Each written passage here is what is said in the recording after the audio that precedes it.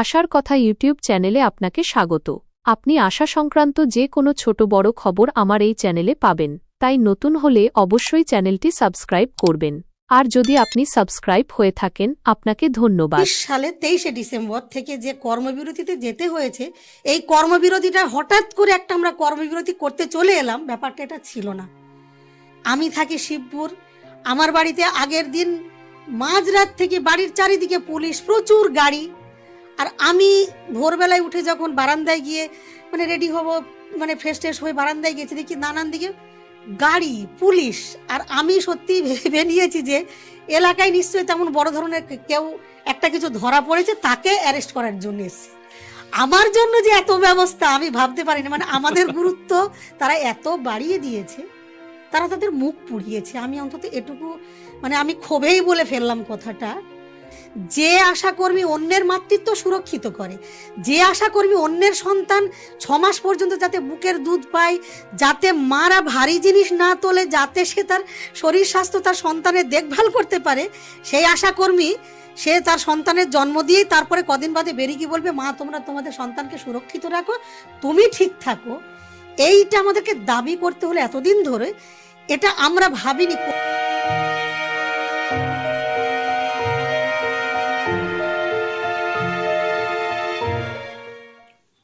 নমস্কার। সব প্রশ্ন চলবে আরও একটা পর্ব নিয়ে আজকে আমরা হাজির। আপনারা যারা সব প্রশ্ন চলবে নিয়মিত দেখছেন, তারা জানেন যে আমরা বর্তমানে যে আসন্ন বিধানসভা নির্বাচন আসছে তাকে ঘিরে নানা রকম আলোচনার কথা ভাবছি এবং সেটা করছিও। স্বাস্থ্য ব্যবস্থা নিয়ে একটি পর্ব আপনারা ইতিমধ্যেই দেখে ফেলেছেন। এই স্বাস্থ্য ব্যবস্থার আরেকটি গুরুত্বপূর্ণ বিষয়, এই যে গত বছরের একদম শেষ দিক থেকে আমাদের রাজ্যে আশা কর্মীদের একটা কর্মবিরতি শুরু হয়েছিল এবং এটা একটা বেশ বড় আকারের গণ আন্দোলন তারা গড়ে তোলার চেষ্টায় রয়েছেন এবং অনেকটা তারা সেই আন্দোলনকে একটা রূপ দিতে পারছেন এই মুহূর্তে। এই আশা কর্মীদের নিয়ে আজকে আমরা একটু কথা বলবো। আশা অর্থাৎ accredited social health activist workers, এটি একটি কেন্দ্রীয় প্রকল্প। তো তাদের মূল দাবিগুলো কি কি, বা কি কি অসুবিধার মধ্যে তারা এই মুহূর্তে রয়েছেন, কি তাদের বাস্তব পরিস্থিতি, এই সব কিছু নিয়ে আজকে আমরা একটু জানবো। সেই জানার জন্য আমরা পেয়ে গিয়েছি পশ্চিমবঙ্গ আশাকর্মী ইউনিয়নের সম্পাদক ইসমাত আরা খাতুনকে। ইসমিদি, আপনাকে অনেক ধন্যবাদ আমাদের এই পডকাস্টে আসার জন্য। আমরা একদম সরাসরি আলোচনাতেই ঢুকে যাব। একদম গোড়ার প্রশ্ন আমি যদি করি, যে গত বছরের 23শে ডিসেম্বর থেকে কর্মবিরতি শুরু হলো, তো এই যে কর্মবিরতি শুরু হলো, তো আমার প্রথম যে প্রশ্নটা আপনার কাছে সেটা হচ্ছে যে আশাকর্মীদের ঠিক কি কি কাজ করতে হয়? একটা বিপুল সংখ্যায় কাজ করতে হয়, অনেক ধরনের কাজ আশাকর্মীদের করতে হয়। স্বাস্থ্য ব্যবস্থাটা অনেকটা দাঁড়িয়েই রয়েছে, মানুষের সুস্বাস্থ্য দাঁড়িয়ে রয়েছে আশাকর্মীদের কর্মতৎপরতার উপরে। তো এবং কোন কোন দাবি সামনে রেখে আপনাদের এই কর্মবিরতি, সেটা যদি একবার বলেন। আশাকর্মীদের দাবি সেটা একটা, তার প্রচুর, এই দাবির ভলিউম একটা বিশাল। আশাকর্মীরা কাজ করে একটা প্রকল্পের মধ্যে। এটা একটা প্রকল্প কেন্দ্রীয় সরকারের পরিচালিত এবং এই প্রকল্প শুরু হয় 2005 সালে। কাজ শুরু যখন হয় এবং যখন নিয়োগ হয়, তাদের ট্রেনিংয়ের মধ্য দিয়ে যখন কাজটা শুরু করে, তখন কিন্তু এটাই ছিল যে মায়ের মৃত্যু, শিশুর মৃত্যুর হার কমানো। এবং কেন মায়ের মৃত্যু, শিশুর মৃত্যুর হার কমানোর প্রয়োজনটা কোথায়, কোন জায়গা থেকে এই প্রয়োজন বোধটা একটা সরকার তারা স্টেপ নিয়েছে কিংবা একটা প্রকল্প হিসেবে চালু করেছে, সেটাই ছিল মূল কাজ। মায়ের মৃত্যুর, শিশুর মৃত্যুর হার কমাবে, তার জন্য আশাকর্মীদের নির্দিষ্ট কিছু ট্রেনিং, এরা সরকারি যে স্বাস্থ্য ব্যবস্থামুখী করা, মায়েদেরকে, গর্ভবতী মা, বিবাহিত যখন মহিলারা যখন আসছে তাকে নানানভাবে মোটিভেটেড করা, এই ধরনের স্বাস্থ্য সংক্রান্ত কাজ মা এবং শিশুর সমস্ত ধরনের পরিষেবা দিতে ওই সাব সেন্টারমুখী করা, সাব সেন্টার থেকে হসপিটালমুখী করা, এটাই হচ্ছে তার কাজ। এবং কাজের নেচার হচ্ছে পেরিনিয়াল জব, সরকারি কর্মীর ন্যায় তার কাজ, সরকারি স্কিম একই দপ্তরের অধীনে সরকারি আধিকারিকদের অধীনেই কিন্তু আশাকর্মীদের কাজ। ফলে স্বাস্থ্য সংক্রান্ত কাজই তার। তো আজকে 2005 সালের স্কিম নিয়োগ শুরু হয়েছে 7 থেকে। আজকে এ রাজ্যের গ্রাম এবং শহরে আশাকর্মীর সংখ্যা 80,000-এর একটু বেশি। এখন মানে এটা প্রায় 20 বছরের একটা সময়কালের মধ্যে এই সংখ্যাটা বেশি হয়েছে। তো আজকে শুধু স্বাস্থ্য সংক্রান্ত কাজ তাদের নয়, এই মা শিশুর ছিল, তার সঙ্গে যুক্ত হলো জনসাধারণের, তার স্বাস্থ্য নানান ধরনের, চোখ মানে নানান ধরনের নন কমিউনিকেবল ডিজিজ, এগুলোকে তার সিমটম দেখলে তাদেরকেও সরকারি এই স্বাস্থ্য ব্যবস্থামুখী করা, এই ধরনের কাজ। এখন যেটা হয়েছে মানে একটা একটা করে অর্ডার এনে তাদেরকে এত সস্তা শ্রমিক আর কি কি কাজ তাদের করানো যায়, হেলথ রিলেটেড কাজ, এই অর্ডার আরও নতুন নতুন অর্ডার পাস করে, অর্ডার এনে পুরনো অর্ডারকে আরও মডিফাই করে হেলথের বাইরেও বহু কাজ তাদেরকে দিয়ে করানো হয়। এই করাতে গিয়ে তারা তার কর্মজীবন, তার গার্হস্থ্য জীবন, এই দুটোকে কোনোভাবেই তারা মেলাতে পারছে না। এমনিতেই তাদের কোনো ছুটি নেই, তারা রাত দিন 24 ঘন্টাই কাজ, তার যে কোনো সময় ডাকলেই তাকে যেতে হবে। ফলে আমরা দেখছি এখন তাকে ভোটের ডিউটি, যখন ভোট হয় তাকে ভিড় সামলানো, লাইন সামলানো, তাকে করতে হয় যে আবাস যোজনার সার্ভে। এটা কোন হেলথ রিলেটেড কাজ, আমরা এগুলোর ক্ল্যারিফিকেশন সরকারের কাছ থেকে পাইনি।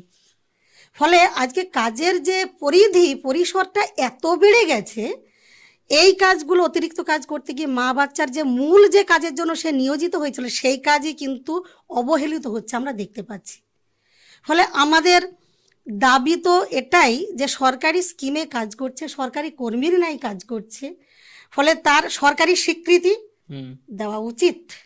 স্কিম কেন, স্কিমের এই কনসেপশনটাই হচ্ছে তাকে কোথায় কোথায় তার সামাজিক সুরক্ষা থেকে শুরু করে সরকারি নানান সুবিধা থেকে যা যা আছে সেগুলোকে ফাঁকি দেওয়ানোটাই হচ্ছে এখানে তার এই স্কিমের কনসেপশনটাই তাই।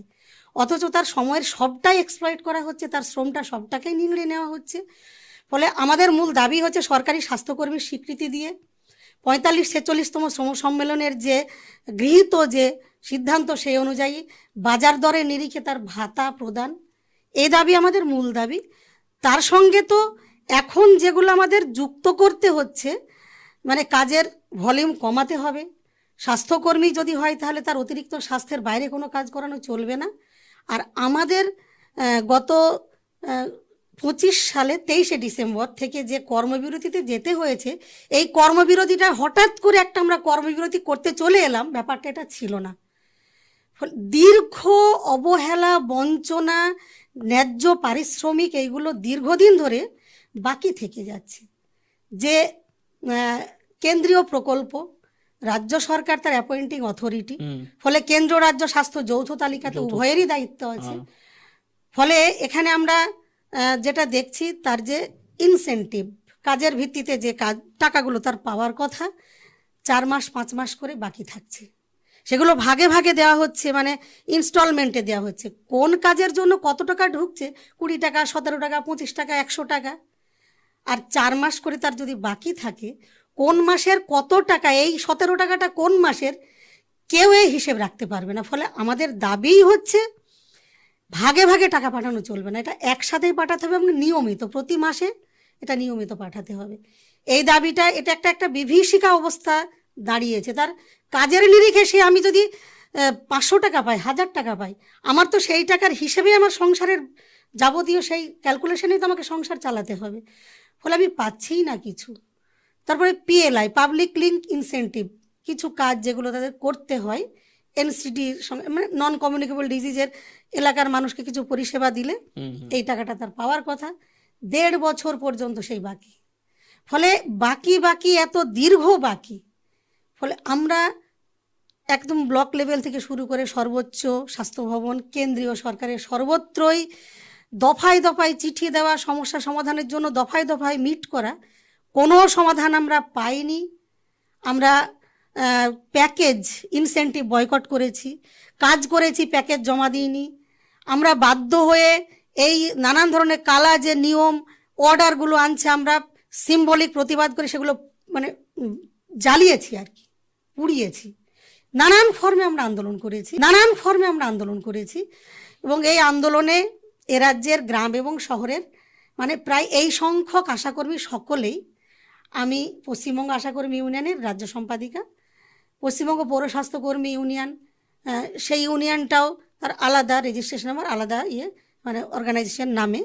ফলে আমরা যৌথভাবে আন্দোলন করেছি এবং সব কর্মী কিন্তু আমাদের এই অর্গানাইজেশনের ব্যানার তলেই আছে এবং তারা এই আন্দোলন, এই সংগঠন তারা নিজেদের দাবি অধিকারের লড়াইয়ের একটা মঞ্চ হিসেবেই তারা আমাদেরকে বোঝে এবং এই যে যোগদান এই আন্দোলনে যে বিপুল সংখ্যক তাদের মানে যোগদান, এটা কিন্তু একটা উল্লেখযোগ্য বিষয় এবং তার নিদর্শন পরপর নানান আন্দোলনে তাদের যোগদান, তাদের ভূমিকা, এটা এ রাজ্যের শুধু নয় এদেশের আন্দোলনের লড়াই একটা গুরুত্বপূর্ণ সংযোজন।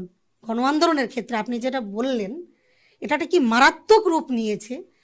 ফলে এরা এই বহিঃপ্রকাশটা ঘটেছে দীর্ঘ বঞ্চনা, তার ন্যায্য পাওনা সে পাচ্ছে না বলেই আমাদের প্রতি একটা ভরসা আছে, আস্থা আছে যে আমরাই আন্দোলনটাকে একেবারে একটা সুসংগঠিতভাবে একটা সুদৃঢ় একটা নেতৃত্বের ভিত্তিতে এগিয়ে নিয়ে যাচ্ছি। এই ভরসাটা তৈরি আমরা করতে পেরেছি, অর্জন করতে পেরেছি, তারাও আমাদেরকে সেই ভরসার জায়গাতেই ভাবে। তো ধরুন 21শে জানুয়ারি আপনারা কলকাতার বুকে যে বিরাট আন্দোলন করলেন এবং সেখানে পুলিশ দিয়ে আটকানোর চেষ্টা হলো, অর্থাৎ রাষ্ট্রীয় শক্তি প্রয়োগ মানে পুরো মাত্রায় প্রয়োগ করা হলো এবং পুরুষ শক্তি সব থেকে বড় কথা। তাতে আপনি বললেন একটা মানুষের মধ্যে একটা সেই প্রতিক্রিয়া আপনারা পেয়েছেন। তো 30শে জানুয়ারি যে প্রেস ক্লাবে যে আপনারা যে একটা নাগরিক সম্মেলন করলেন, তার এটা কিরকম, তার ফলাফলটা কিরকম, মানে ইতিবাচকতাটা কিরকম দেখলেন, আসলে বা আপনি সার্বিক প্রতিক্রিয়াটাই কিরকম দিলেন সেটুকুই যদি জিজ্ঞাসা করি। এটা আসলে এই নাগরিক সমাজ তারা 21 তারিখের ওই ঘটনাটা দেখেছে এবং শুভবুদ্ধি সম্পন্ন মানুষ, বহু সাধারণ মানুষ, আশাকর্মীদের পরিবার, শুধু তাই নাই, এই যে যখন আসছিল ট্রেনে বাসে সাধারণ মানুষ, ট্রেন থেকে টেনে টেনে আশাকর্মীদেরকে নামিয়ে নিয়ে যখন কেন্দ্রীয় পুলিশ, রেল পুলিশ এবং রাজ্যেরও পুলিশ তাদেরকে যখন নামিয়ে দিচ্ছে, সাধারণ মানুষ স্তম্ভিত হয়ে গেছে। এটা কি, তারা যাচ্ছে, একটা কর্মী তাদের দাবি নিয়ে যাচ্ছে এবং আমাদেরকে স্বাস্থ্য সচিব নারায়ণ স্বরূপ নিগম তিনি কিন্তু আমাদের ডেটটা দিয়েছিলেন, আপনারা আসুন আলোচনা হবে। 7ই জানুয়ারিও ছিল আমাদের কর্মসূচি, সেদিনে ফয়সালা সবটা হয়নি, সব উত্তর আমরা পাইনি। উনি বলেছিলেন তাহলে আপনারা 16ই জানুয়ারি আসুন, তারপরে বললেন যে না ওই দিন আমার এনগেজমেন্ট আছে, আপনারা 21শে আসুন। এই কথার ভিত্তিতে আমরা সেদিন আসছিলাম। ফলে যখন রাস্তায় আটকাচ্ছে, সোজা বাস থানায় ঢুকিয়ে দিচ্ছে, রেল থেকে ট্রেন থেকে নামিয়ে দিয়েছে, ট্রেনে উঠতে দিচ্ছে না, টিকিট কেড়ে নিয়েছে, রিজার্ভেশন আছে টিকিট কেড়ে নিয়েছে, টিকিট কেটেছে, টিকিট নিয়ে টাকা ফেরত দিচ্ছে। মানে সে একবারে অদ্ভুত অভাবনীয় কাণ্ড। এটা মানে এটা ভাবা যায় না এবং বর্ণনা করার ভাষা নেই। এগুলো সবই তো হয়েছে জনগণের সামনে, সবটাই জনগণের সামনে হয়েছে। মানে রাত্রিবেলায় কর্মীরা, ধরুন বাঁকুড়া থেকে বাস আসবে, বিভিন্ন জায়গায় জায়গায় কর্মীরা উঠবে, মাঝরাতে, ভোরে, প্রথম রাতে, তারা তো রাস্তায় রাস্তায় দাঁড়িয়ে আছে। টোটোতে করে এসেছে, টোটো তো ফিরে গেছে, তারা রাস্তায় দাঁড়িয়ে আছে, বাস আসবে উঠবে, সে বাস সমস্ত ক্যান্সেল, থানা তুলে নিয়েছে। সিন্ডিকেট থেকে ফোন করা হচ্ছে, ওদের যে অ্যাসোসিয়েশন থেকে, না আমরা বাস দিতে পারবো না। কেন দিতে পারবো না কোনো উত্তর নেই। পুলিশ কেন ট্রেন থেকে নামিয়ে দিচ্ছে কোনো উত্তর নেই, তারা কোনো উত্তরই দিচ্ছে না। আমাদের নির্দেশ আছে, নির্দেশ কোথাকার, ওপরের নির্দেশ আছে। এখন ওপরের নির্দেশ মানে কোন ওপর, জনগণও বোঝে, আমরাও বুঝেছি। তো ওপরের নির্দেশটা কেন আমরা তার উত্তর পাইনি এবং সে উত্তর তাদের নেই, কোনো উত্তর। আমি একটা ডেমোক্রেটিক মুভমেন্ট, ন্যায্য দাবি নিয়ে যাচ্ছি। ফলে আজকে শুভবুদ্ধি সম্পন্ন মানুষ, এই গুণীজন যারা নাগরিক সমাজ এবং বিশিষ্ট মানুষজনরা যে আহ্বানটা দিয়েছিলেন, সেদিনের সেই ঘটনাকে ওনারা ধিক্কার জানিয়েছেন, ভাবিয়েছে এবং স্বতঃস্ফূর্তভাবে তাদের থেকেই এসেছে। এবং এই যে সেদিনে 30 তারিখে প্রেস ক্লাবে এই ইয়েটা ছিল আর কি, প্রেস মিট এবং নাগরিক কনভেনশন, সেখানে আমাদেরকে ইনভাইট করেছিল, আমরা এসেছিলাম, 2টি ইউনিয়নের পক্ষ থেকে এসেছিলাম। বহু বিশিষ্টজন এসেছিলেন, বহু বিশিষ্টজন তাদের আন্দোলনকে সমর্থন জানিয়ে, এই ঘটনাকে ধিক্কার জানিয়ে আমাদেরকে বার্তাও পাঠিয়েছেন এবং বলেছেন কি ধরনের সাহায্য আপনাদের লাগবে, সব ধরনের সাহায্যই কিন্তু আমরা করব। মানে এই যে প্রয়োজন তারা ভেবেছেন, এবং এই যে সহমর্মিতা, সহযোগিতা, সমর্থন হুম, আমাদের কাছে কিন্তু একটা বিরাট পাওনা নাগরিক সমাজের কাছ থেকে, এটা আমরা পেয়েছি। ফলে সেদিন আমরা ওই অর্থে তো মনে করছি যে না, এখনো দেশের মানুষ এই মানবিকতা শেষ হয়ে যায়নি। এত বড় একটা অন্যায়, সেটাকে প্রতিবাদ করে মানুষ তাতে আমাদের সমর্থন জ্ঞাপন করেছেন। এটা আমরা পেয়েছি এবং এখনো সেই জায়গাতেই মানুষের সমর্থনটা আছেই, এখনো আছে। না থাকলে দেখুন 21 তারিখে ট্রেন থেকে নামিয়ে দিয়েছে, কর্মীরা রেল লাইনে গিয়ে বসে পড়েছে, ট্রেন আটকে দিয়েছে। সেখানে কিন্তু আমাদের মতন এরকম নেতৃত্ব ছিল না।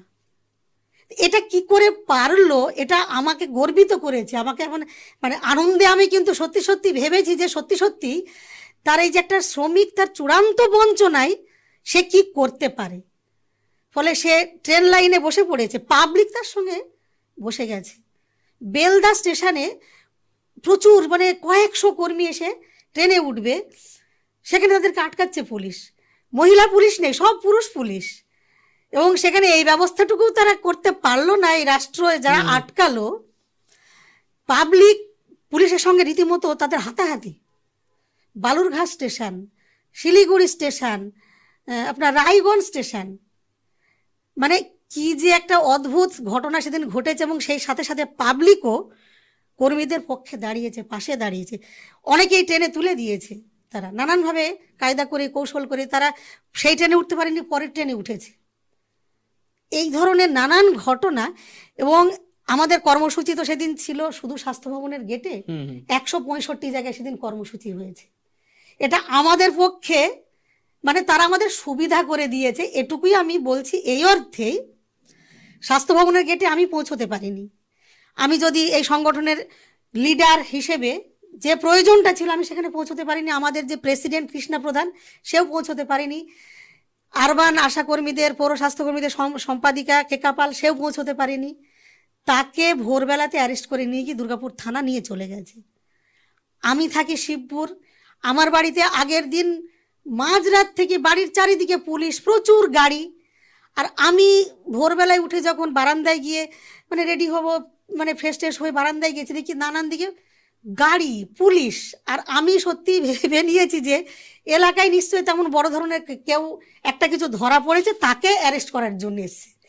আমার জন্য যে এত ব্যবস্থা আমি ভাবতে পারিনি। মানে আমাদের গুরুত্ব তারা এত বাড়িয়ে দিয়েছে, তারা তাদের মুখ পুড়িয়েছে। আমি অন্তত এটুকু মানে আমি ক্ষোভেই বলে ফেললাম কথাটা। তা এই যে শিয়ালদা স্টেশন, হাওড়া স্টেশন, স্বাস্থ্য ভবন, ধর্মতলা, মানে আপনার ডরিনা ক্রসিং, বনগাঁ, বারাসাত এবং এন্টার যতগুলো আপনার উত্তরবঙ্গের যতগুলো জেলা, 165টা জায়গাতে কর্মসূচি হয়ে গেছে। এটা আমাদের কাছে অনেক বড় পাওনা, অনেক বড় আমরা পেয়েছি। যেখানেই কর্মীরা, যাদেরকে যেখানেই থামিয়ে দেওয়া হয়েছে, সেখানেই তারা রাস্তায় উঠেছে এবং প্রতিবাদ করেছে, দাবি জানিয়েছে, মানুষ সাথে থেকেছে।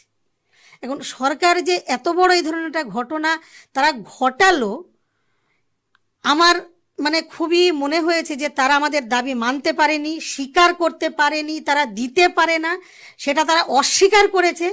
এবং যতভাবে এটাকে দমন করা যায় সমস্ত হাতিয়ার তারা প্রয়োগ করেছে, এটা তারা ঠিক করলেন না। এবং এখনো কিন্তু আমাদের বকেয়া তারা মেটাননি। ফলে আমাদের আরো নেক্সট ফেজের মুভমেন্টের কর্মসূচি আসছে। ধরুন 21শে জানুয়ারি আমরা এটাও দেখেছি, মানে আপনি এতক্ষণ নাগরিক সমাজের যে স্বতঃস্ফূর্ত জায়গাটা সেটা বললেন।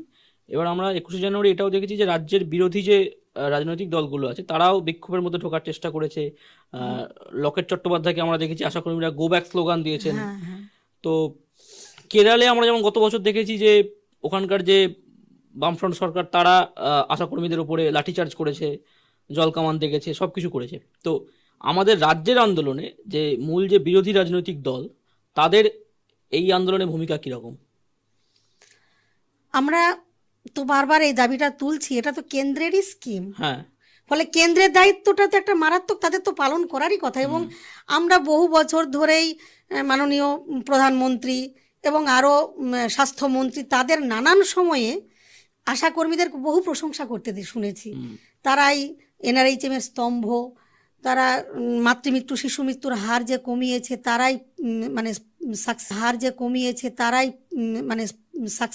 পিলার অফ দ্য সাকসেস, এই সমস্ত নানান কিছু তারপরে করোনা যোদ্ধা, হুম হুম হুম করোনার যে পরিস্থিতি, এগুলো তো তাদেরকে আরেকটা নতুন ফেনোমেনায় তারা প্রবেশ করেছে। কিন্তু আশাকর্মীরা তারা একেবারে জীবনের ঝুঁকি নিয়ে মরণ বাঁচনের প্রশ্নের সামনে দাঁড়িয়ে তার সমস্ত কিছুকে পিছনে ফেলে তারা এই পরিষেবা দিয়েছে। তাদের পুরো সেই কোনো কিছু তাদের ছিল না, একটা কিট, একটা মাস্ক পর্যন্ত সরকার, একটা ওই স্যানিটাইজার কিছুই দেয়নি। অনেকে করোনা আক্রান্ত হয়েছে, মারা গেছে। হ্যাঁ ওই কিছু মানে কি বলবো, কোটি কোটি টাকা ফুল কিনে স্বাস্থ্যকর্মীদের মাথায় ছড়িয়েছে। এর বাইরে আজ পর্যন্ত কেন্দ্রের সরকারও কিছু করেনি। আমরা কেরালার আন্দোলনের সামনে দাঁড়িয়ে জেপি নাড্ডা ওই মঞ্চে, কেরালার আন্দোলনের মঞ্চে গিয়ে তিনি বলেছিলেন যে আমরা ইনসেন্টিভ, যেহেতু এটা ইনসেন্টিভ ভিত্তিক কেন্দ্রের ইনসেন্টিভ দিয়ে, ওটা ইনসেন্টিভ আমরা বাড়াবো। বেসিক কাজের জন্য 2000 টাকা কেন্দ্র দেয়, আর কিছু টিম বেস কাজ আছে সেটা আলাদা। ওই বেসিক ইনসেন্টিভটা 2 থেকে 3500 করব, এই ঘোষণাটা কিন্তু ওই কেরালার আন্দোলনের সামনে চাপে পড়ে তাদেরকে করতে হয়েছে। কিন্তু বাজেট তো তাদের গেল, কোনো ঘোষণা নেই, বরং এই স্কিমের বরাদ্দ তারা ক্রমাগত কমাচ্ছে কেন্দ্র। ফলে আজকে যদি এত বড় একটা আন্দোলনের মুখে এসে কেন্দ্রীয় মন্ত্রী, কেন্দ্রীয় যারা এমপি কিংবা তাদের প্রতিনিধিরা, লিডাররা এসে এখানে কিছু খাবার দেবো সেই অফার করতে আসেন, কি আন্দোলনের সহমর্মিতা জানাতে আসেন, এগুলো তো আমরা মনে করছি যে এগুলো দ্বিচারিতা ছাড়া কিছু নয়। আমরা বহু রাজ্যে দেখেছি কেন্দ্রের রাজ্যের প্রতিনিধিরা পার্লামেন্টে, বিধানসভায় উঠে দাঁড়িয়ে অন্তত বলেছে যে আমার আশা কর্মীদের জন্য কিছু করা হোক, দেওয়া হোক।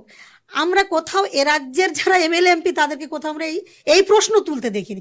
হবে কি হবে না গভর্নমেন্টের পলিসির প্রশ্ন, ফলে এবং সদিচ্ছার প্রশ্ন, অবশ্যই সদিচ্ছার প্রশ্ন, তার কাজের নিরিখে তার মর্যাদা, তার এটা অধিকার, এটা দেওয়ার প্রশ্ন, এগুলোর সঙ্গে তাদের পলিসির সঙ্গে যুক্ত। কেরালার আন্দোলনে তো আমরা দেখলাম এ রাজ্যে তাদেরই প্রভাবিত একটি ছোট মানে ইউনিয়ন নামে আছে, এখানে কিন্তু দাবি তুলছে আশাকর্মীদের এই দিতে হবে, তাই দিতে হবে। অথচ কেরালাতে এই আন্দোলনকে মানে তারা তো 256 দিন আন্দোলনটা চালিয়েছে, কাজ করেনি, দিনের পর দিন রাস্তায় পড়ে থেকেছে, তাদের ওপর দিয়ে জলকামান চালানো হয়েছে, গাড়ি চালিয়ে দেওয়ার চেষ্টা করা হয়েছে, সেসব ছবি সোশ্যাল মিডিয়াতে এসেছে, আমরা সবাই দেখেছি। ফলে এই দাবিটাকে শেষমেশ তাদেরকে মানতে হয়েছে, এই এত বড় একটা লড়াই তাদেরকে দিতে হলো। কি এত লড়াই দিতে হবে কেন আমাকে? তুমি বাড়ালে 1000 টাকা, কেরালাতে ওদের 7000 টাকা রাজ্য সরকারের দিত, আন্দোলনের চাপে 1000 টাকা বাড়িয়েছে, আর কিছু কিছু সুবিধা দিয়েছে, কিছু শর্ত, সেগুলোকে তারা তুলে একটু সরলীকরণ করেছে। আর এই বাজেটে তাদের ওই আন্দোলনটা কিন্তু তাদের চলছিল, এই বাজেটে আর 1000 টাকা 9000 টাকা বেশ তাদের রাজ্য সরকার দিচ্ছে। ফলে সেই আন্দোলন তো সেই কেরালাতে এতদিন তাদের করতে হলো, কেন করতে হবে? এটা তো আমাদের কাছে এখন এই প্রশ্ন, আমাদের রাজ্যেও একই প্রশ্ন। ফলে আমাদের এই রাজ্যে 5250 টাকা রাজ্য সরকার, এটা ছিল 800 থেকে 1300। তারপরে প্রতিটি আন্দোলনের পিছনে আমাদের ঠিক এই লড়াই দিতে হয়েছে, এই লড়াই। ফলে এই লড়াইটা যতটুকু গত 2024 সালে ন্যাশনাল পোলিও প্রোগ্রাম, এটাকে বয়কট করতে হয়েছে, তারও সামনে একটা লোকসভা ভোট ছিল, বাজেট হয়ে গেছিল, বাজেটে কিছু দেয়নি। কর্মীরা প্রচণ্ড ক্ষিপ্ত হয়ে কি তারা বললো যে আমরা পোলিও করব না, পোলিও ন্যাশনাল প্রোগ্রাম, সেটা আমরা একটা অত্যন্ত বড় ঝুঁকি নিয়ে সেই পোলিও অল আউট 100% কর্মীরা বয়কট করেছিল। এবং তারপরে সেই আন্দোলনের ধারাবাহিকতায় আমাদের সঙ্গে বৈঠক করলেন স্বাস্থ্য ভবনের মিশনের সমস্ত সর্বোচ্চ কর্তারা। 5ই মার্চ আমাদের সঙ্গে বৈঠক করলেন, 6ই মার্চ সকাল 7:30টায় কাগজে দেখছি মুখ্যমন্ত্রী ঘোষণা করেছেন আশাকর্মীদের, অঙ্গনওয়াড়ি কর্মীদের 750 টাকা ভাতা। এই ভাতার পিছনেও 5250 টাকা যে হয়েছে, তার পিছনে এই লড়াইগুলো দিতে হয়েছে।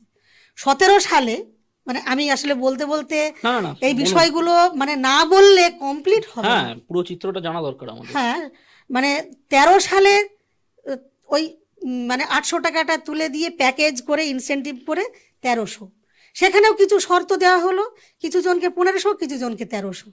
আমরা সেই শর্ত প্রত্যাহারের জন্য লড়াই করতে হলো। তারপরে 3 মাস বাদে সকলকেই আবার 1500 দেওয়া হলো। 15 সালে 500 টাকা, 16 সালে 500 টাকা, এবং সবটার সাথেই আমাদের ওই লড়াইটা দিতে হয়েছে। 17 সালে তখন মিশন ডিরেক্টর ছিলেন গুলাম আলী আনসারি। এবং মানে এই যে আমাদের তো কি বলবো, আধিকারিকদের তাদের তো রদবদল হতেই থাকে। একটা প্যাকেজে একটা আইটেম, একটা কলাম তুলে দিয়েছিল নন জেএসওয়াই। হ্যাঁ, মানে যে গর্ভবতী মা যারা আপনার ওই জননী সুরক্ষার আওতায় যারা পড়ে না, তাদেরকে পরিষেবা দিতে হবে না। তুমি দিলে দিতে পারো, না দিলেও দিতে পারো। তাহলে এখানে মায়েদের ক্ষেত্রে আমি যারা মানে একটা গর্ভবতী মাকে আমি তো পরিষেবা দেব তার প্রয়োজন বোধের ভিত্তিতে। একদলকে দেবো একদলকে দেবো না, এটা কি কোনো একটা ইয়ে হতে পারে? এটা কোনো আইটেম কিংবা এটা কোনো মানে একটা সিদ্ধান্ত হতে পারে না। সেইটা নিয়ে আমাদের একবারে কর্মীদের মধ্যে প্রচণ্ড ক্ষোভ। আমি একই জায়গায় দেব, একদলকে দেবো আর একদলকে দেবো না, এটা কী করে হয়? এবং তার যে ইনসেন্টিভ সেটা তারা দেবেই না। ফলে এই নিয়ে 17 সালে একটা সাংঘাতিক রকমের আন্দোলন, গোটা জেলায় জেলায় ওই কালা যে অর্ডার কপি সেটা জ্বালানো হয়েছিল। এবং ওই আন্দোলনের ধারাবাহিকতা একবারে গোটা পশ্চিমবঙ্গ উত্তাল হয়ে গেছিল। তখন আশাকর্মীর সংখ্যা ছিল 50,000। আমরা 2017 সালের 18ই ফেব্রুয়ারি এক ঐতিহাসিক জমায়েত, ওই আন্দোলনের ধারাবাহিকতায় সরকারি হিসেবে ছিল 45,000 পশ্চিমবঙ্গে। পরের দিন মানে সেদিনে সরকার একবারে স্তম্ভিত হয়ে গেছিল। পরের দিন ওই আমার মনে পড়লো এই কারণে নামটা, গুলাম আলী আনসারি তখন তিনি মিশন ডিরেক্টর ছিলেন, তার নামে সরাসরি স্বাস্থ্য ভবন থেকে শোকজের চিঠি ইস্যু হলো। কেন তারা কলকাতায় এই দাবি মানে আন্দোলন করতে এসেছিল তার জবাব। আর শোকজ মানে হয় কি, কর্মীদের মধ্যে খুব ভীতি তৈরি। শোকজ মানে একটা অসম্মান, ও শোকজ খেয়েছে, চাকরি চলে যাবে, টাকা কাটা যাবে, মানে দিশেহারা অবস্থা। সেদিনও কিন্তু এই পরিস্থিতি আমাদের মোকাবিলা করতে হয়েছিল। আমরা একটাই অ্যান্সার গোটা রাজ্যের সমস্ত কর্মীর জন্য রেডি করে দিয়েছিলাম। আমার গণতান্ত্রিক অধিকার আন্দোলন করা, আমার দাবি সঠিক, আমি কাজ করছি সাংবিধানিক অধিকার অনুযায়ী, আমি কাজ করছি, তুমি আমাকে ভাতা দেবে। এই দাবিগুলোর সঙ্গে এই নন জেএসওয়াই জেএসওয়াইয়ের যে বিভেদটা তৈরি করা, এর প্রতিবাদে সেদিনেও একটা ঐতিহাসিক জমায়েত, সেই জমায়েত ওরা ভীত হয়ে গেছিল। সেবারেও একটা ওই সামনে কিছু একটা ভোট ছিল, ফলে একটা ধারণাই ওদের তৈরি হয়েছিল যা এরা সব গ্রামীণ পঞ্চায়েত ভোট ছিল, এরা সব গ্রামীণ 18 সালের পঞ্চায়েত ভোট ছিল, 18 সালে পঞ্চায়েত ভোট ছিল। ফলে এইগুলো তাদের একটা আতঙ্ক ছিল 17 সালের ওই জমায়েতে। ফলে গ্রামীণ সব গেল এই সমস্ত থেকে সে মানে মারাত্মক। আমার মনে আছে মুখ্যমন্ত্রী শালবনীতে গেছেন জিন্দালদের কারখানা উদ্বোধন করতে, সেখানে বলছেন কারখানা উদ্বোধনের ভাষণ তো আলাদা হবে, তিনি বলছেন এই যে আশা কর্মীদেরকে সব টেনে টেনে একটা সংগঠন, এর পিছনে মাওবাদী যোগ আছে, এর পিছনে নকশাল যোগ আছে বলে টোলে তিনি এমন সেখানে বললেন আমরা খালি হাতে বসে নেই। এই হুমকি হুঙ্কার এই সমস্ত শুরু হয়ে গেল, মানে একটা অসম লড়াই। কিন্তু আমরা শ্রমিকের যে তার লড়াই, একটা শ্রমিক যখন তার মর্যাদা বোধ নিয়ে মাথা উঁচু করে দাঁড়ায়, সে আন্দোলনের উত্তাপ একেবারে সম্পূর্ণ আলাদা হয়। আমরা সেদিন দেখেছি, এখনও তাই দেখছি। সেই আন্দোলন সেই প্রচণ্ড চাপান উত্তরের মাঝে সেদিনে 1000 টাকায় বাড়াতে বাধ্য হয়েছিল। আমি বলছি যে বাধ্য হচ্ছে প্রতিটা ক্ষেত্রে, তুমি সরকার তার অধিকার তার প্রয়োজনের নিরিখেই তো তার বাড়ানোর কথা। এই যে 1000 টাকা এবারেও বাড়ালো, বাজার দরও তো বাড়ছে, সেই অনুযায়ী তো তার বাড়ানোর কথা, বাজার দরের নিরিখেই তো বাড়ানোর কথা। শুধু আমি ফুলমালা দিচ্ছি, সার্টিফিকেট দিচ্ছি, প্রশংসা করছি। আমাদের মাননীয় মুখ্যমন্ত্রী, রাজ্য সরকার যেখানেই যান সেখানে আশাদের খুব প্রশংসা করেন, ওরা অনেক কাজ করে, ওরা খুব ভালো কাজ করে, ওদের আমি খুব খুশি। তা শুধু প্রশংসা আর কিছু এইসব দিয়ে তো হবে না, তার বেঁচে থাকার জন্য তুমি কিছু দেবে না। মুখ্যমন্ত্রীও বলেছেন এরা করোনা যোদ্ধা, এরা বঙ্গজননী। কিন্তু বঙ্গজননীদের জন্য, তার বেঁচে থাকার জন্য সে মোবাইলে কাজ করছে, তার একটা মোবাইল কেনার পয়সা চাওয়ার জন্য আমাদেরকে কত পথ হাঁটতে হচ্ছে। এবং এখন যে মারাত্মক একটা গোটা রাজ্য জুড়ে টাকা কাটার যে একটা মারাত্মক কন্ডিশন তৈরি হয়েছে, কর্মীরা দিশেহারা অবস্থা বর্তমান অবস্থায়। সেগুলোও আমাদের আগামীকালকে একটা কর্মসূচি এই নিয়ে করতে হচ্ছে। আগামীকালকে আমরা স্বাস্থ্য সচিবের নিকট একটা ডেপুটেশন দিতে যাব।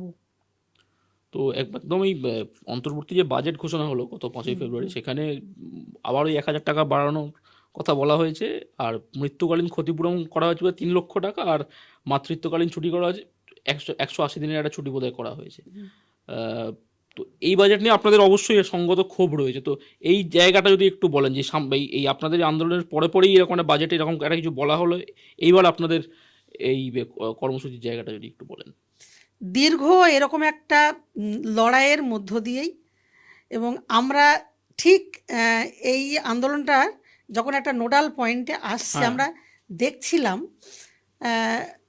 21 তারিখে কর্মসূচি ছিল, 20 তারিখে চন্দ্রিমা ভট্টাচার্য তিনি একটা প্রেস মিট করেছিলেন স্বাস্থ্য ভবনে। তো আমরা খুব প্রত্যাশাই ছিলাম যে নিশ্চয়ই একটা বেশ বড় ধরনের ঘোষণা হবে, এই আশাই ছিল। তিনি এই প্রেস মিট করে বললেন যে আমরা কবে কত দিয়েছি, বাড়িয়েছি, 8 দফা বাড়িয়েছি, এইটা উনি বললেন। এবং তারপরে বললেন ওদেরকে খেপিয়ে দেওয়া হচ্ছে, ওদের পিছনে রাজনৈতিক মদত আছে। তা এই কথাটা তিনি বললেন, আমাদের তো সত্যি সেদিনে যা প্রত্যাশা করেছিলাম সেটা বললেন। এবং এই যে আমরা খালি হাতে বসে নেই, আমরাও চুপ করে নেই এই কথাটা বলার মধ্য দিয়ে বোঝাই গেল যে এই ডাইরেকশনটা সর্বোচ্চ স্তর থেকে গেল। চুপ করে যে তারা নেই, সেটা আমরা তো ওই রাত থেকে বুঝতে পারলাম যে কতটা তারা ওভার অ্যাক্টিভ। গোটা প্রশাসন, পুলিশ এবং দলীয় কর্মীদের নামিয়ে দিয়ে কিভাবে তারা চুপচাপ বসে নেই, তার প্রমাণটা তারা দিল। আর বাড়িয়েছে আমরা, এবং উনি বলেছিলেন, আমি কিন্তু নানানভাবে আমরা বুঝলাম 2 তারিখে রাজ্যের বাজেট ছিল, সেটা নিয়ে চলে গেল 5 তারিখ, এবং সেদিনেও বাড়াবে না, এই রকমই বাজেটে এরকম এটা তাদের ব্যাপার, এগুলো করতো না, বাড়াতো না, এইটাই কিন্তু তাদের সিদ্ধান্ত ছিল। ফলে আন্দোলনের চাপে এই যে বাড়াতে তাদেরকে হলো, বাজেটকে নিয়ে যেতে হলো 2 থেকে 5-এ, সেগুলো তাদেরকে এগুলোকে আবার ঠিকঠাক করে এটা ঘোষণাটা করতে হলো। এখন এটার জন্য তারা 1000 টাকা ফিক্সড ভাতাতে বাড়িয়েছে, আর 3 লক্ষ না, এটা 5 লক্ষ টাকা, 5 লক্ষ করেছে। মানে রিটায়ারমেন্ট বেনিফিট এদের 65 বছরের পরে 5 লক্ষ। আমাদের দাবি ছিল কর্মরত অবস্থায় যারা মারা যাচ্ছে তাদের ওই 5 লক্ষ টাকা তার পরিবারকে দেওয়া হোক। সে তো কাজ করলেও তার 65 পরে সে পেত। আর মেটারনিটি লিভ, আমরা তো খুব অবাক হয়ে গেছি যে কর্মরত অবস্থায় মৃত পরিবারকে 5 লক্ষ দিতে হবে, মেটারনিটি লিভ দিতে হবে। যে আশাকর্মী অন্যের মাতৃত্ব সুরক্ষিত করে, যে আশাকর্মী অন্যের সন্তান 6 মাস পর্যন্ত যাতে বুকের দুধ পায়, যাতে মারা ভারী জিনিস না তোলে, যাতে সে তার শরীর স্বাস্থ্য তার সন্তানের দেখভাল করতে পারে, সেই আশাকর্মী সে তার সন্তানের জন্ম দিয়েই তারপরে কদিন বাদে বেরিয়ে গিয়ে বলবে, মা তোমরা তোমাদের সন্তানকে সুরক্ষিত রাখো, তুমি ঠিক থাকো। এইটা আমাদেরকে দাবি করতে হলে এতদিন ধরে, এটা আমরা ভাবিনি কোনো সরকার যদি সে মানবিকই হয়।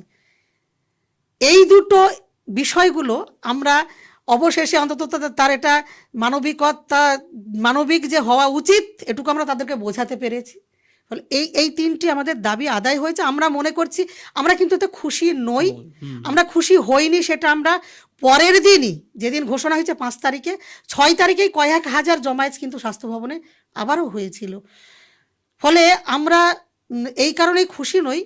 আমাদের দাবি ছিল 15,000 টাকা রাজ্য সরকারকে, মানে তারা যে মিনিমাম ওয়েজ, তাদের ঘোষিত একটা দক্ষ শ্রমিকের যে মিনিমাম ওয়েজ, সেই তার মতনই কিন্তু আশাকর্মীরা কাজ করে।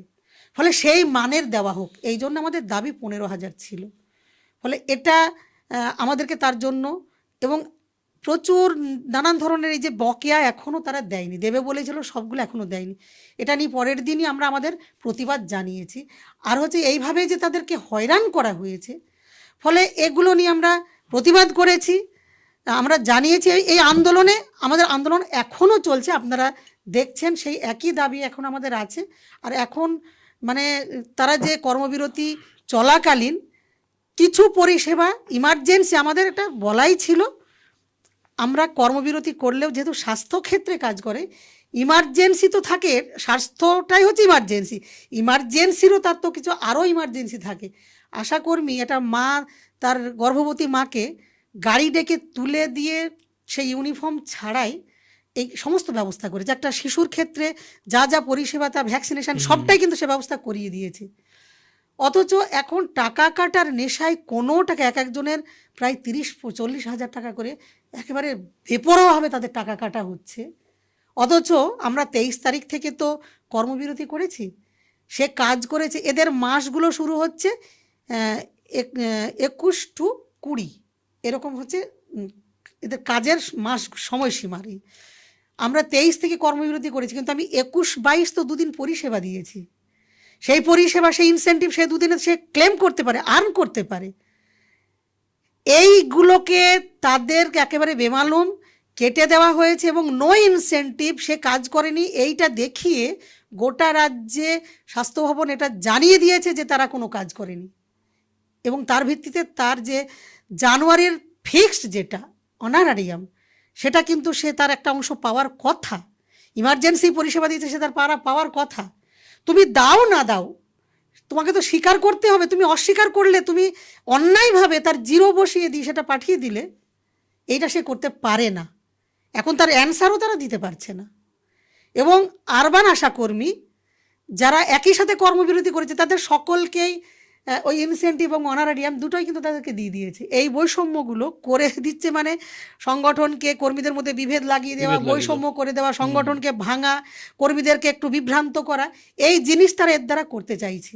কিন্তু কর্মীরা বিভ্রান্ত নয়, তারা প্রচণ্ডভাবে, মানে অত্যন্ত ক্ষোভে তারা ফেটে পড়ছে যে তুমি দেবে না, কাউকেই দেবে না। আমরা তো জানি যে কর্মবিরতি করেছে মানে আমি পাবো না, তুমি এই বৈষম্যটা কেন করলে?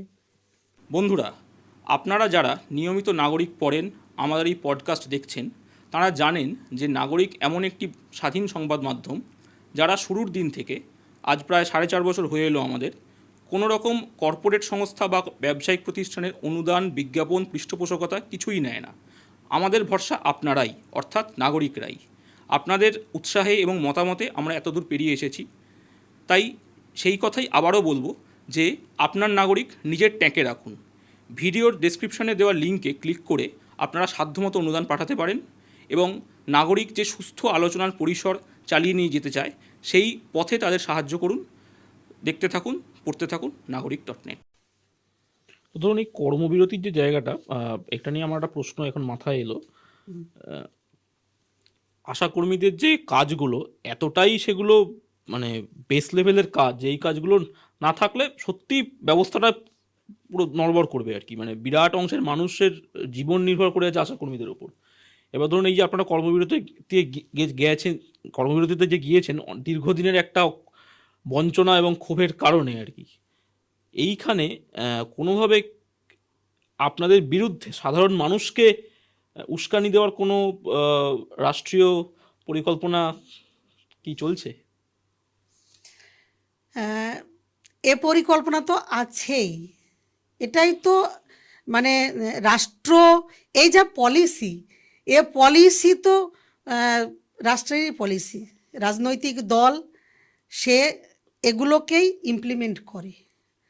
ফলে এখানে তো মানে দিলে সে একটা জনকল্যাণমূলক, ধরুন রাষ্ট্র, জনকল্যাণমূলক রাষ্ট্রের তার একটা কিছু, মানে সেখানেও জনস্বার্থ কিংবা কর্মীদের তার একটা কিছু ন্যায্য সামাজিক ন্যায়দণ্ডের মানদণ্ডের নিরিখে, তার পরিশ্রমের নিরিখে এটা তার অধিকার, এগুলো ছিল।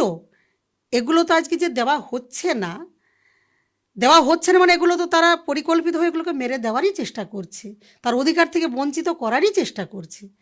ফলে এগুলো করতে গিয়েই এই আন্দোলনকে কোনোভাবেই আর 5টা আন্দোলন যাতে এর দ্বারা না গড়ে ওঠে, এই আন্দোলন যাতে আর কোনো ক্ষোভকে আরও না করে দেয়, মানে আগুন জ্বালিয়ে না দেয়, ক্ষোভের সঞ্চার যাতে আর কোথাও না ঘটে যায়, এইটাকেই দমন করেছে তারা। এই দৃষ্টিভঙ্গি থেকেই এটা করেছে। ফলে আজকে জনগণ যেভাবে আশা করবে, আমরা তো দেখছি রাষ্ট্রায়ত্ত ক্ষেত্র, সরকারি পরিষেবা ক্ষেত্র সবই তো প্রাইভেটাইজ করে দিচ্ছে, সমস্ত প্রাইভেটাইজ করে দিচ্ছে। এবং খুব কম সুরক্ষা, কোনো ধরনের কোনো অধিকার, তার পেনশন, পিএফ, গ্র্যাচুইটি, এসে কোনো কিছু এদের কোনো কিছুর আওতায় নেই। কাজ করলে পয়সা পাবে, কাজ না করলে পয়সা পাবে না। এই যেটা তৈরি করেছে, এটা তো কে তৈরি করেছে? এই ব্যবস্থাই তো সেটা তৈরি করেছে। ফলে এদেরকে কত কম পয়সা দিয়ে কত বেশি কাজ তুলে নেওয়া যায়, এটা না হলে হেলথ রিলেটেড কাজের নাম করে আবাস যোজনার সার্ভে, এটা কি তার করার কথা? এটা তার কাজ, এবং সেই কাজ তাদেরকে করাতে গিয়ে কত আশাকর্মীর ঘর বাড়ি পুড়েছে, এবং আশাকর্মীদের বাড়িতে লাইন পড়ে গেছে, তুমি আমাকে ঘর আমার নাম কিন্তু যেন থাকে, আমার নাম যেন কাটা না যায়। আবার অনেকে বলেছে আমার নাম তোমাকে তুলতে হবে। তাহলে এগুলো কারা, এর পলিসি মেকিং পার্ট কারা, আর সাফার করতে হচ্ছে কাকে? ফলে এই কম পয়সা দিয়ে প্রচুর কাজ করানো, তুমি কাজ তারপরে না করতে পারলে ছেড়ে দাও, তুমি আন্দোলন করলে তোমাকে আটকানো হবে। অথচ আশাকর্মী এই মানে প্রাইভেটাইজ করার ফলে স্বাস্থ্যের কম পয়সা দিয়ে যে ধরনের কাজকে আজকে এদেরকে দিয়ে ট্রেনিং দিয়ে করিয়ে নেওয়া হচ্ছে, সেটা একটা মানে বিপুল আয়তনের কাজ। ফলে সে তো করছে, তার নিজের জীবন বিপন্ন হচ্ছে, তার স্বাস্থ্য সরকারের দায়িত্ব নেই, তার পরিবারের স্বাস্থ্য বাঁচিয়ে রাখা সরকারের দায়িত্ব নেই, সে অন্যের স্বাস্থ্যকে সুরক্ষিত করছে। ফলে এখানে দৃষ্টিভঙ্গিটা কিন্তু পরিষ্কার আমাদের কাছে। রাষ্ট্র কম পয়সা দিয়ে এই সমস্ত শ্রমিকদের যতটা নিংড়ে নিয়ে নেওয়া যায়, আর জনগণকে তো খ্যাপানোর চেষ্টা করেছেই। একসময় তো আমরা এই আন্দোলনের মুখেই যেটা দেখলাম, এটা রিভিলড হলো নতুন করে, বহু মানুষ জানতো না যে আশাকর্মীদের কাজ কি কি করে, কোথায় তারা থাকে। এত আজকে এখানে জড়ো হয়ে গেছে বেগুনি শাড়ি, এরা কোথায় থাকে, বিচ্ছিন্নভাবে থাকে, তাদের কাজ চোখে পড়ে না। আর কাজ যত তার চোখে না পড়ে, যত তার দাবি সামনে না আসে, যত সে সংগঠিত না হয়, এইটাকে তো ক্রমাগত আটকানো হয়। নাই নাই কিছু নাই, ও কিছু নয়, এগুলো নিচের লেভেল থেকেই তার প্রক্রিয়াগুলো কিন্তু এটা আছে। সবসময় তার দাবিগুলোকে নিগেট করে দেওয়া হয়। যখন একবারে বুমেরাঙের মতন ঘটনাটা আজকে এইভাবে এসে গেল, সাধারণ মানুষ তো বুঝতে পেরেছে যে বঞ্চনা। আমরা দেখেছি সোশ্যাল মিডিয়াতে কি সুন্দর সুন্দর, কি অদ্ভুত অদ্ভুত কমেন্ট এসছে, এবং আমরা কিন্তু খুব কৃতজ্ঞ এই সোশ্যাল মিডিয়ার একটা বিশাল সংখ্যক যারা এইগুলোর সঙ্গে যুক্ত কিভাবে তুলে ধরেছে, এটাতে আমরা এত উপকৃত হয়েছি। আর সাধারণ মানুষ, আপনি যাদের কথা বললেন, সাধারণ মানুষকে খেপানোর চেষ্টা করেছে। সাধারণ মানুষ কিন্তু দেখেছে যে আজকে সরকারি স্বাস্থ্য ব্যবস্থার কি দুরবস্থা। একটা সিজারের ব্যবস্থা নেই, একটা ব্লাডের ব্যবস্থা নেই, একটা লাইগেশনের ব্যবস্থা নেই, হসপিটালগুলোতে একটা অপারেশনের ভালো ব্যবস্থা নেই, ব্লাডের ব্যবস্থা নেই। পাশাপাশি সমস্ত ব্যবস্থাই আছে বেসরকারি প্রতিষ্ঠানে। ফলে মানুষ মানে তুমি মরার জন্যই হাসপাতালে যাও আর কি, তুমি যেখানে নার্সিংহোমে যেতে পারবে না, খরচ করতে পারবে না। ফলে সাধারণ মানুষ তো আজকে এদের দ্বারা কী হারে উপকৃত হয়, সাধারণ মানুষ বুঝতে পেরেছে। আশাকর্মী ছাড়া বহু মায়েরা, সাধারণ মানুষ, ওরা কর্মবিরতি থেকে ফিরুক, তারপরে আমি পরিষেবা নেব, তারা নিতেই চায়নি। এবং কিভাবে মানে এই আন্দোলনগুলোতে এলাকার মানুষ চলে এসেছে, তাদের পরিবারের মানুষজন চলে এসেছে। সাধারণ মানুষ যেভাবে এদের প্রতি যখন অবিচার হচ্ছে, ওই 21 তারিখে যে অন্যায় তাদের অত্যাচার হচ্ছে, কিভাবে দাঁড়িয়েছে, এটা আমাদের কাছে কিন্তু অনেক বিরাট পাওনা। ফলে সাধারণ মানুষ আজকে আন্দোলনটাও যে গণ আন্দোলনের রূপ নিল, এটা গণ আন্দোলন, সাধারণ মানুষ ভোকাল হয়েছে, সাধারণ মানুষের সামনে এদের বঞ্চনাটা সামনে উঠে এসেছে বলেই এটা হয়েছে। আমি দেখলাম স্বাস্থ্য প্রতিমন্ত্রী চন্দ্রিমা ভট্টাচার্য যে বলেছেন না, রাজনৈতিক একটা এর পিছনে রাজনৈতিকভাবে খেপানো হচ্ছে। আমি সঠিক দাবি তুলছি, এটা যদি সরকারের কাছে তার মনে হয় যে তার বিপক্ষে যাচ্ছে, তাহলে সেটা রাজনৈতিক, মানে সেটা খারাপ। আমি যদি বলি যে না, যা ধর্ষণ টর্ষণ হচ্ছে সবগুলো ঠিক, তাহলে সেটা রাজনৈতিক নয়। আমি যদি মনে বলি আজকে আরজি করের ঘটনা নিয়ে রাস্তায় যদি নামি, তাহলে সেটা রাজনীতি। আমি একটা শ্রমিক, সে মাসের পর মাস, বছরের পর বছর তার ভাতা বাড়ছে না, বাকি আছে, সে খেতে পাচ্ছে না, তার সন্তানের টিউশনি দিতে পারছে না, আমি দাবি তুলছি, সেটা রাজনৈতিক। আমাকে ডিএইচএস স্যার সেদিনে স্বপন সোরেন সাহেব উনি বললেন, আপনারা তো রাজনীতি করছেন। আমি বললাম যে দেখুন, যদি আপনি এটা বলেন, আমি কিন্তু এতে খুব প্রাউড ফিল করছি যে আমি একটা বঞ্চিত শ্রমিকের দাবি নিয়ে তার অধিকার আমি আদায় করার এই লড়াই আমি থেকে, যদি এটা রাজনীতি হয়, তা রাজনীতিরও তো চরিত্র আছে। এটা যদি রাজনীতিই হয়, তাহলে আমি কিন্তু খুব গর্বিত যে না, ওদের লড়াই করার জন্য আমি এটা করতে পেরেছি। আপনি এটা কি রাজনীতি বলবেন, সেটা আপনার ব্যাপার। ফলে দাবি তোলা, একটা ন্যায়ের দাবিতে আমি লড়ছি। এই লড়াইটা যদি আমার অন্যায় হয়, সে বিবেচনা এদেশের মানুষের এখনও বিবেক মরে যায়নি, তারা বিবেচনা করে দেখবে, এবং তাদের এই যুক্তিগুলোকে মানুষ নস্যাৎ করে দিয়েছে। ধরুন এই যে আপনি বারবার বলছেন যে সাধারণ মানুষও যোগদান করেছেন এই একটা আন্দোলন, এবং এটা পুরোপুরিভাবেই একদম আমি বলবো এটা একটা নারী আন্দোলন, আশাকর্মীদের হ্যাঁ আন্দোলন। হ্যাঁ অবশ্যই। এবং আশাকর্মী যারা, তারাও আমরা দেখেছি প্রচণ্ড অভাবের সংসার থেকে অনেকে আসেন, তাদের নিজেদের বাড়িতে নানা রকম সমস্যা থাকে। এই আপনি বললেন যে তারা নিজেরা যখন মা হচ্ছেন তখন তাদের সেই সুবিধাটা নেই যে তারা ওই মাতৃত্বের যে জায়গাটা সেগুলোকে ঠিকঠাকভাবে পালন করতে পারবেন। সেই অবস্থায় এত যে এই যে একত্রিত হওয়ার যে জায়গাটায়, এইখানে আপনাদের সাংগঠনিক যে আহ, জায়গাটা, সেটা নিয়ে যদি একটু বলেন আর কি। হ্যাঁ, এটা আমাদের তো দাবি, একটা শ্রমিক হিসেবে তার যে অধিকার, হুম এটা যিনিই সরকারি ক্ষমতায় থাকুন, কেন্দ্র হোক হুম রাজ্য হুম হোক, তার দেওয়া উচিত। হুম হুম এ দাবি আমাদের সর্বকালীন দাবি, হুম সবসময়ের এই দাবি আমাদের আছে। আর একটা মহিলা শ্রমিক, সে মহিলা শ্রমিক, এটা একটা মহিলা একটা সমাজে তার যে অবস্থান, হুম হুম তাকে সমাজ, এই ব্যবস্থায় রাষ্ট্র কী দৃষ্টিভঙ্গিতে দেখছে, মহিলা হিসেবেও একটা মহিলা শ্রমিক হিসেবেও, তাহলে সমকাজে সমবেতন, এই দাবিটা তো এসেছে এই প্রয়োজন বোধ থেকে।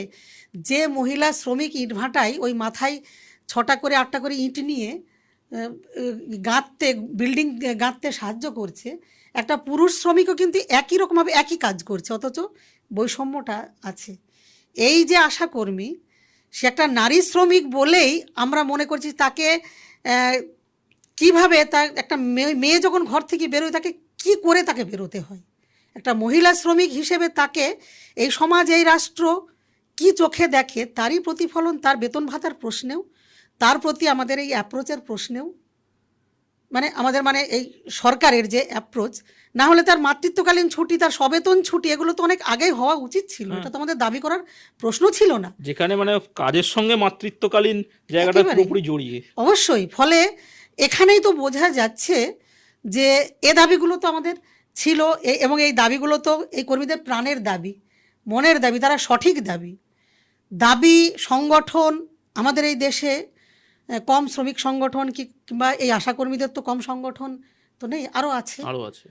ফলে সেখানেও কেন এই সংগঠনে এত যোগদান, তারা কেন তাদের একমাত্র ভরসার সংগঠন তারা মনে করে।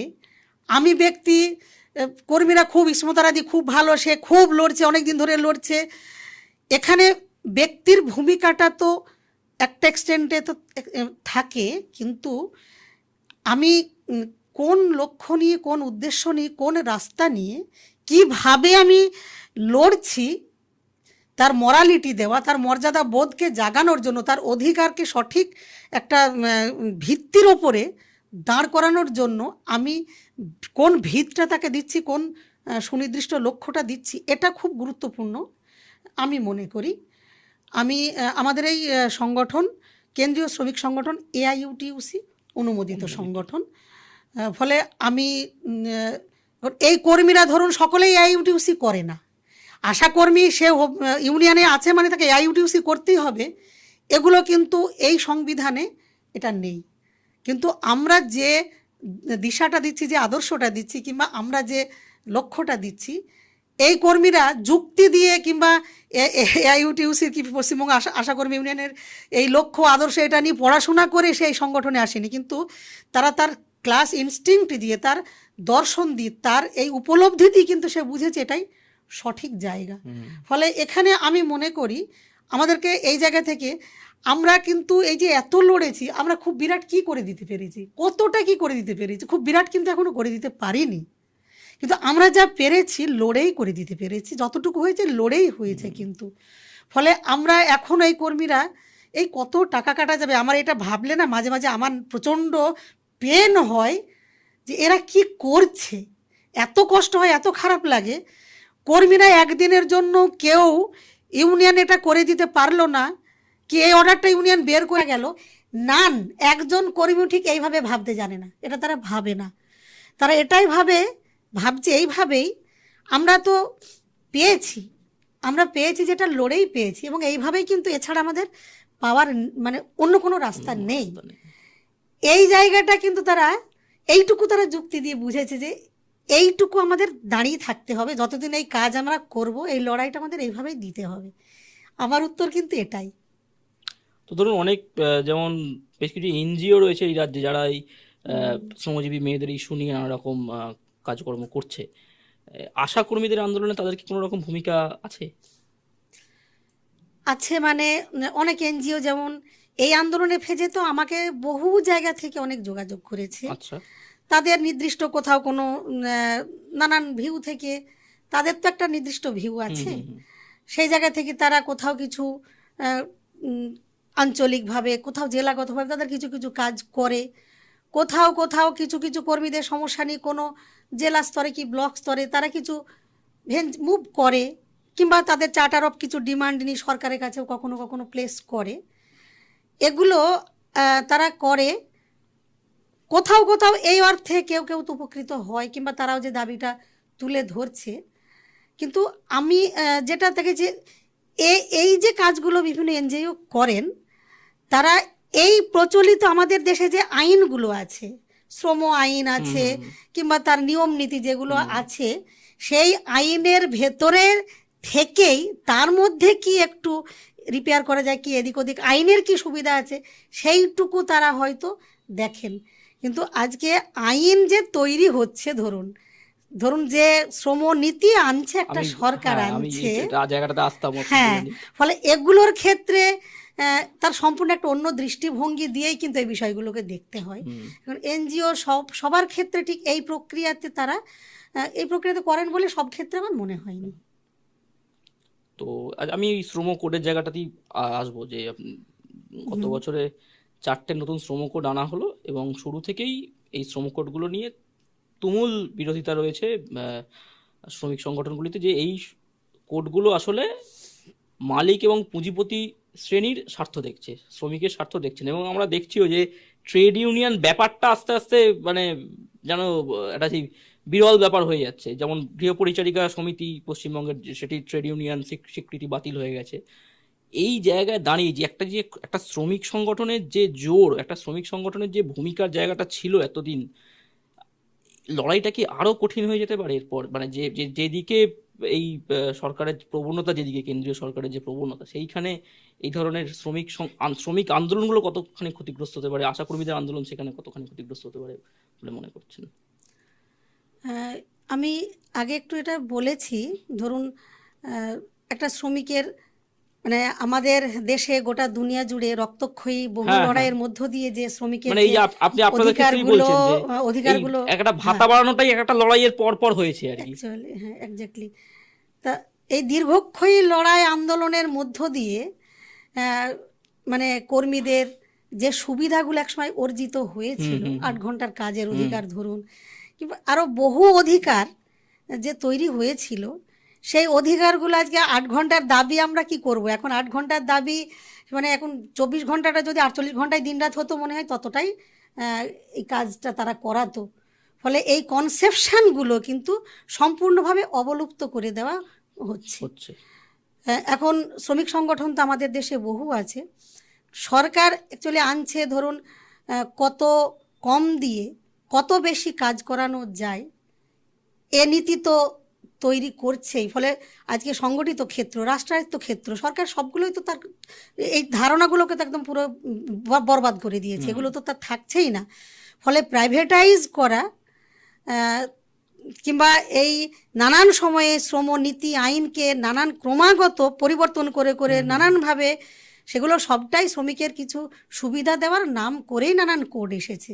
তাহলে এত আইন, এত নিয়ম যতই হচ্ছে তত কারখানাও অবলুপ্ত হয়ে যাচ্ছে, সরকারি চাকরি কনসেপশনও চলে যাচ্ছে, সবই অসংগঠিত ক্ষেত্রেই অসংগঠিত। আর স্কিম তো এটা স্কিম, সেখানে তো মানে প্রকল্প তার কোনো ধরনের কোনো এই শ্রম কোডের ধারে কাছে কোথাও এখানে প্রায় কোনো কিছু খাটে না, নেই কিছু। তবুও ধরুন এই যে পেমেন্ট অফ ওয়েজেস অ্যাক্ট, কিংবা ধরুন সোশ্যাল সিকিউরিটি, নানান সময়ে যে এগুলো যে এসেছে, সেইগুলোর আওতায় কিন্তু এই কর্মীদের তো তার কিছু সুবিধা এদের জন্য এসেছে। এই কনসেপশনগুলো এগুলো তাদের ক্ষেত্রেও এসেছে। আমি যদি ধরি পেমেন্ট অফ ওয়েজেস, যে 7 দিন কাজ করলে তারপরে সে এটা পাবে, তা আশা কর্মীরা 1.5 বছর কাজ করেও তার সে ভাতাটা পাচ্ছে না। ফলে এদের ক্ষেত্রে তো তারপরে এই যে মাতৃত্বকালীন ছুটির প্রশ্নটা, এ প্রশ্ন তো এর সঙ্গে যুক্ত অনেক আগে থেকেই ছিল। আগে থেকেই ছিল। ফলে তারা তো মানছে না, তারা তো ভায়োলেট করছে ক্রমাগত। আর শ্রম কোড সংগঠিত ক্ষেত্রের প্রশ্নেই মূলত, অসংগঠিত ক্ষেত্রে এগুলো কিছু কিছু যে সুবিধাগুলো নানান সময়ে তারা বলেছে, কিন্তু বলার সাথে করা, বাস্তবায়িত করা তার বিস্তর ফারাক।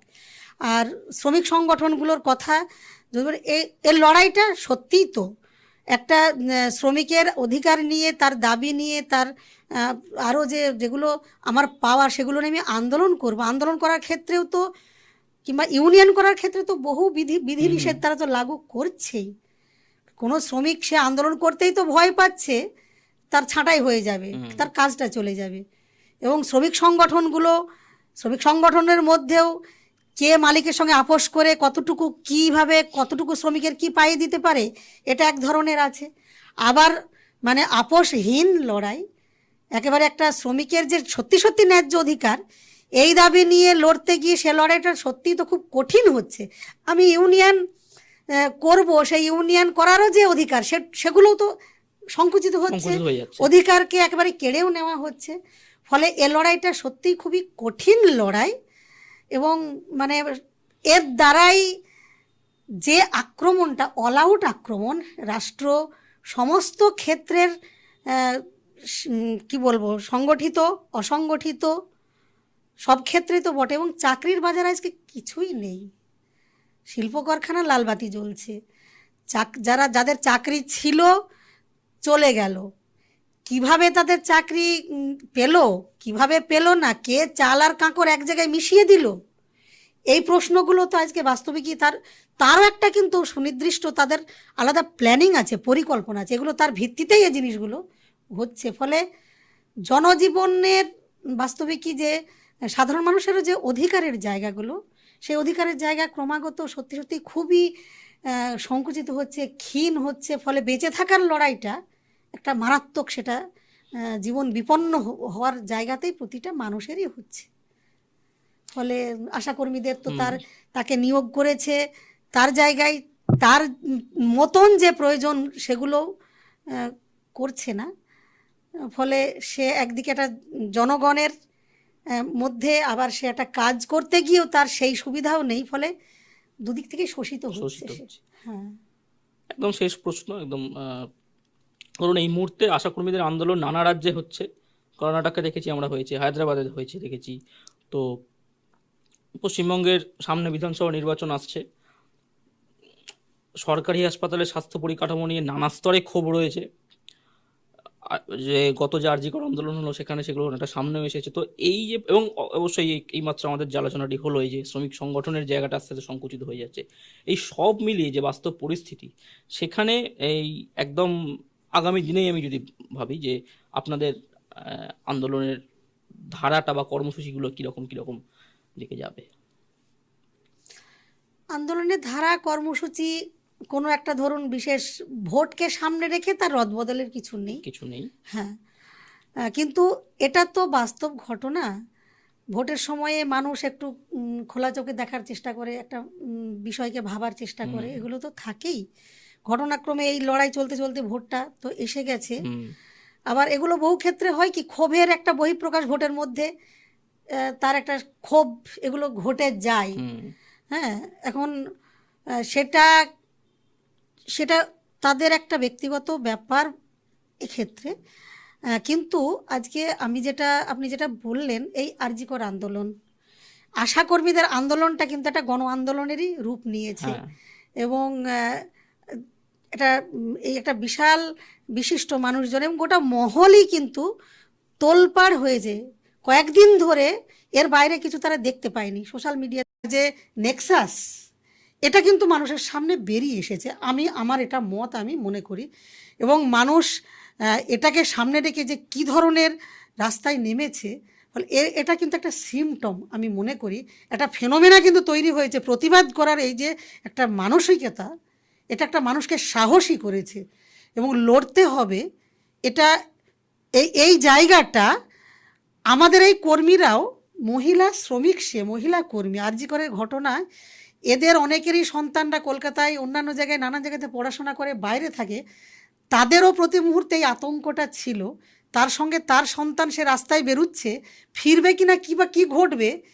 ফলে এই আতঙ্কটা শুধু সমস্ত মানুষেরই, আমাদের গোটা রাজ্যের সব মানুষেরই ছিল।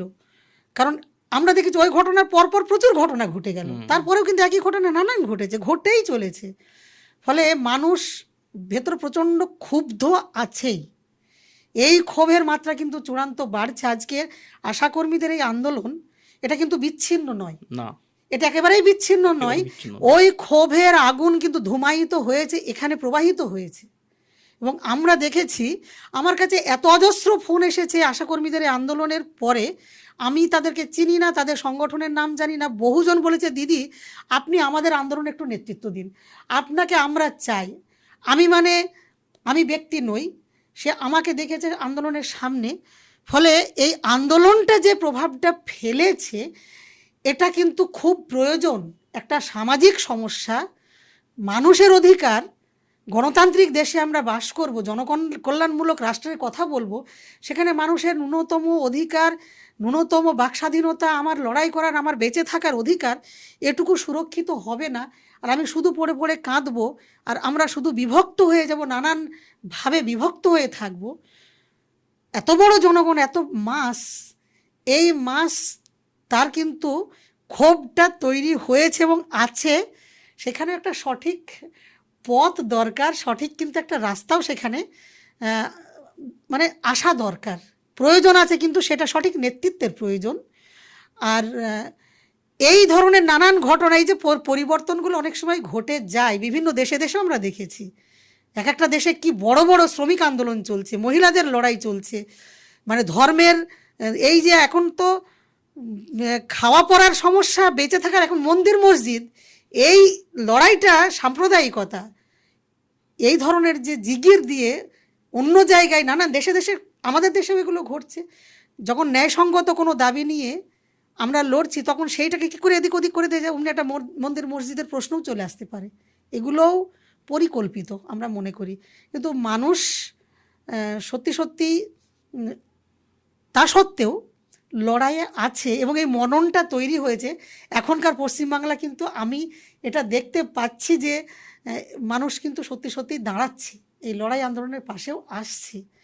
ফলে এটা একটা আশা আর কি, এটা আমাদের আন্দোলনের আশা, আশাকর্মীদের আন্দোলনে আসে, এবং এটা আমাদেরকে কিন্তু জিয়ে রাখতে হবে এই জায়গাটা, না হলে সবটা কি আরও খারাপের দিকে চলে যাবে আর কি। বেশ, স্মৃতি, আপনাকে অনেক ধন্যবাদ। আপনার ব্যস্ততার মধ্যে এতটা সময় আমাদের আপনি দিলেন। দর্শকদের আশা করি পর্বটি ভালো লেগেছে। আমি তো অনেক কিছু জানতে পারলাম, আশা করি আপনারাও জানতে পেরেছেন। যদি কোনো প্রশ্ন থাকে অবশ্যই করবেন, কারণ এভাবেই আলোচনাটা চলুক। এই পর্ব ভালো লাগলে অবশ্যই লাইক করবেন, কমেন্ট করবেন, বন্ধুদের জানাবেন, শেয়ার করবেন এবং আমাদের চ্যানেল অবশ্যই সাবস্ক্রাইব করবেন।